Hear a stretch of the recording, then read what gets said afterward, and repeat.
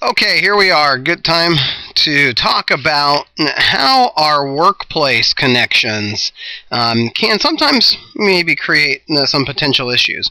Obviously, a lot of social networking is about sharing life and sharing relationships and how those occur in our lives and how we connect. The time we spend at work creates a substantial part of the relationships in our lives. So the reality is that most all of us are going to be connected in our personal use of social networking to those we work with.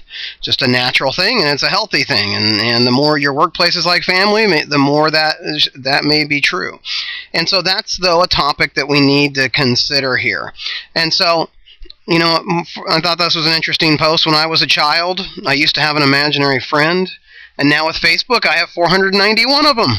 That makes us feel good. We have a lot of imaginary friends, many of us. But that means we've made a lot of connections, maybe with people who are active in our lives, and maybe many that aren't. Maybe we knew at one point. But when it comes to the workplace, who are we connected with? Well, we're definitely connected with other employees. Not a bad thing, but it does create some potential dynamics. And these might be current employees we work with on a regular basis, or maybe these are people who used to work with us in the job we're in previously. And that can also spur some conversations when someone who used to be involved in your workplace dynamic that's no longer there. But I found in my past that conversations continue to happen about the old workplace when I connect with people I used to work with. And really the recommendation has been that if you're in a supervisory role, it's not highly recommended that you request to be friends with any of those who work with you on their personal social networking.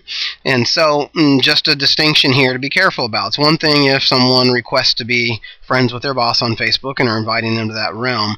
It's another to potentially put employees in an awkward situation that says, wait a minute, this is my personal, this isn't work for me, and I'd rather not open that door. So supervisors really shouldn't friend request those who work for them.